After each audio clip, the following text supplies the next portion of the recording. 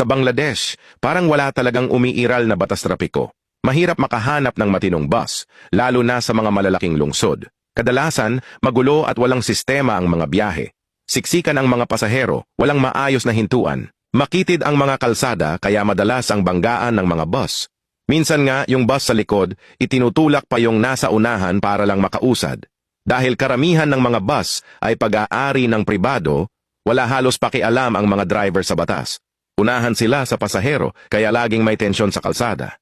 Hindi na rin sinasara ang mga pinto ng bus. May mga konduktor na nakatayo sa gilid, sumisigaw at nanghihila ng pasahero lalo na kapag trapik. May mga bantay sa kalsada na may dalang maliit na pamalo. Ipinapalo nila ito sa katawan ng bus para sabihan ng driver na umabante. Pero sanay na ang mga driver, parang wala lang. Mahal ang pagpapagawa ng bus kaya madalas ay hindi na inaayos. Kahit basag ang bintana, tuloy pa rin ang pasada. Sa Bangladesh, hindi mahalaga kung maayos ang bus, basta tumatakbo pa ito sa kalsada, pwede pang gamitin.